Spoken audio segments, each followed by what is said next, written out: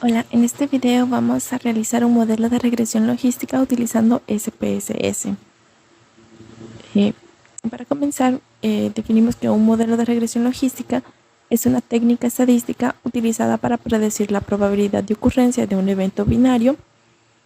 Este tiene dos posibles resultados como éxito o fallo o sí o no, basado en una o más variables independientes. Utiliza una función logística para modelar la relación entre las variables independientes y la probabilidad de que ocurra el evento de interés, proporcionando salidas que varían entre 0 y 1. Fórmula de la regresión logística. La regresión logística utiliza la función logística o sigmoidea para asegurar que las predicciones estén en el rango de 0 a 1. La fórmula general para el modelo de regresión logística es la probabilidad de que y sea igual a 1 es igual a 1 sobre 1 menos e elevado a toda la ecuación del modelo, que son los beta multiplicados por las x más la constante, donde la función p de y igual a 1 es la probabilidad de que ocurra el evento de interés, por ejemplo, digamos una variable llamada default, sea igual a 1. El beta sub 0 es el intercepto del modelo o constante, y el beta sub 1 hasta beta sub k son los coeficientes de regresión para cada variable independiente, mientras que las x son los valores de las variables independientes. Ahora, hay muchos software donde se puede realizar una regresión logística. Algunos de ellos son Python, R, Excel, SPSS, MATLAB y Minitab. Pero en esta ocasión vamos a centrarnos en SPSS. El modelo de regresión logística en SPS requiere algunos pasos y más o menos son estos. Tenemos que tener la base de datos, luego importarlos al software, categorizar las variables de los datos según correspondan, seleccionamos el modelo y además seleccionamos el método por el cual lo vamos a realizar. Se analizan los datos, se analizan las predicciones y analizar las predicciones con los datos originales. Ahora, en esta ocasión, la base de datos que se va a utilizar es una que está en la web, específicamente en GitHub User Content. Esta se llama Default, la base de datos, y se va a importar utilizando R con la librería ReadR, con este código que tenemos en pantalla. Una vez importada, lo que se procede se debe descargar para poder utilizarla en SPSS. Las variables que tienen esta base de datos son 4 con 10.000 filas. Estas cuentan con la primera variable default, que es la que nos interesa predecir. Representa si una persona incumple o no. La variable student representa si una persona es estudiante o no. Y la variable balance representa el saldo que tiene una persona. Income representa los ingresos que tiene la persona. Ahora es donde se procede a hacer la exportación de estos datos para poder finalmente trabajarlos en SPS. Se utiliza este código para poder tener ya la base en un formato .csv. Una vez que se tiene en ese formato, se procede a la importación de datos en SPSS. Lo primero que se debe hacer es abrir SPSS, luego irse a la pestaña de archivo, que se encuentra en esta parte superior izquierda. Luego se va a la opción de importar datos y se selecciona datos CSV. Al seleccionar la base de datos que se había descargado anteriormente, aparecerá la siguiente ventana donde se debe seleccionar que los datos están separados por punto y coma y que tiene símbolo decimal de tipo periodo. De esta forma, punto y coma, periodo, comilla doble, la primera línea contiene los nombres de variables. Le decimos para que pueda leer que default, student, balance, income son los nombres de las variables que vamos a utilizar.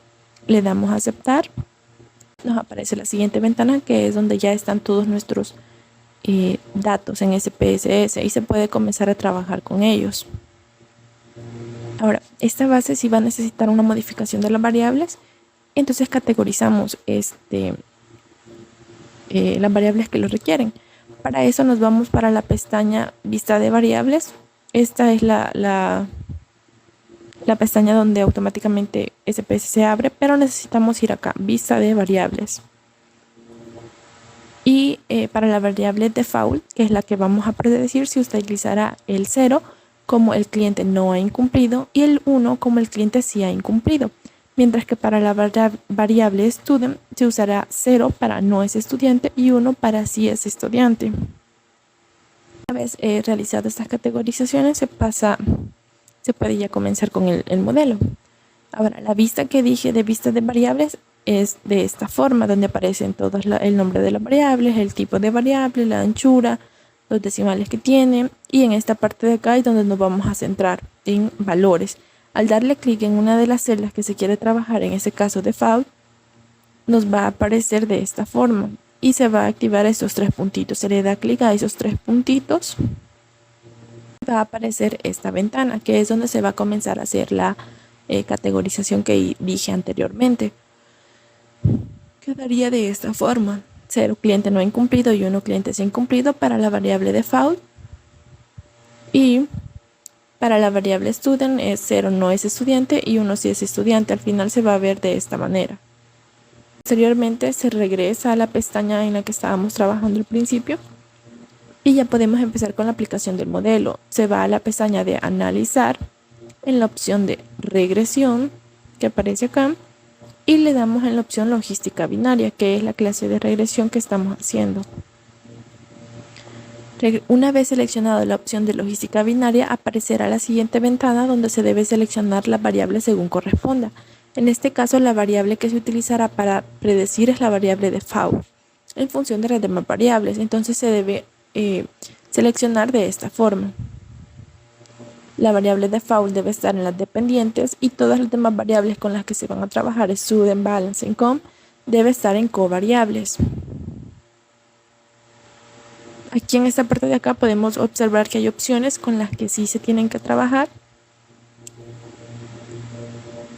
Por ejemplo, en la opción de categoría se debe seleccionar la variable student porque, como ya lo dijimos, es una variable categórica. Entonces se le debe asignar aquí a covariables categóricas y se le da a continuar. También se seleccionará las opciones de guardar probabilidades y grupo de pertenencias.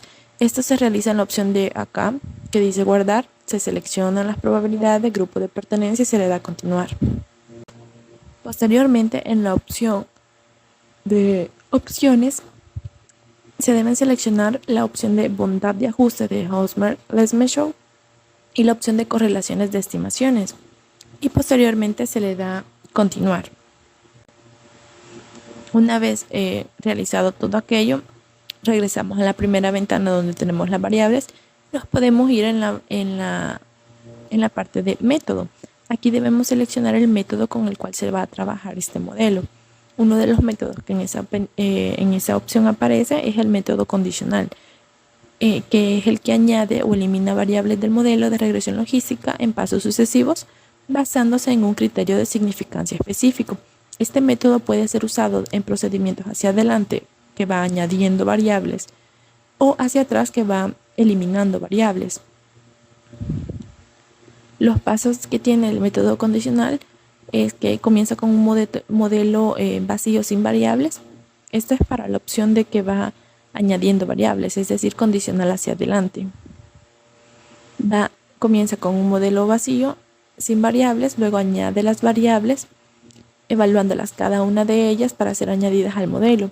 El criterio de inclusión que tiene es que una variable se añade al modelo si su inclusión mejora significativamente el ajuste del modelo, según criterio condicional. Generalmente, este criterio se basa en la significancia estadística, como el valor P. Y una vez realizado esto, pues se va repitiendo sucesivamente hasta que ya no queden variables para ser evaluadas.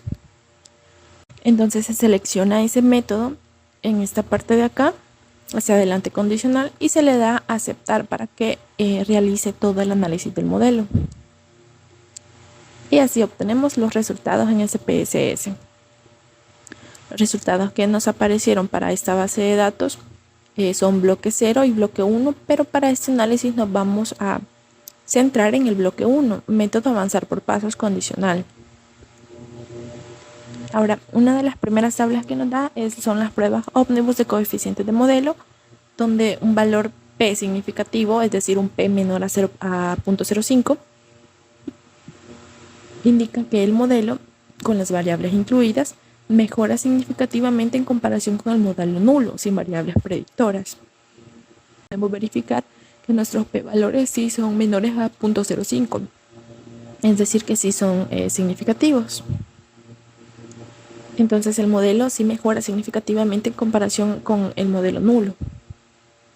Luego tenemos la tabla de resumen del modelo, donde nos encontramos acá con 3 columnas de logaritmo de la verosimilitud menos 2, el r cuadrado de Cox y Snell, y el r cuadrado de Nagelkerke. Ahora, estos r's proporcionan una medida de varianza explicada por el modelo similar al r cuadrado de la regresión lineal, pero adaptado para la regresión logística. Lo que esperamos es tener valores más cercanos a 1, y podemos ver que los valores son 0.4, 0.5, digamos. Entonces ese es el R que tenemos. También tenemos las pruebas de Osmer y Lemeshow, en donde para este estadístico, obtener un valor P no significativo, es decir, un P mayor a 0.05, indica que un buen ajuste del modelo de los datos observados. En este caso tenemos un P definitivamente mayor a 0.05, que es de 0.8 y 0.9, es decir, que tenemos un muy buen ajuste del modelo a los datos que tiene nuestra base de datos. Además, tenemos una tabla de clasificación. Esta tabla muestra la capacidad del modelo para clasificar correctamente los casos después de añadir las variables predictorias. Podemos ver aquí la tabla, donde para la variable de default tenemos cliente no ha incumplido y cliente sí ha incumplido, donde tenemos 9.628 filas añadidas en clientes no ha incumplido y 105 filas a clientes sí ha incumplido. Tenemos que el 97.3% de los datos ha sido agregado correctamente.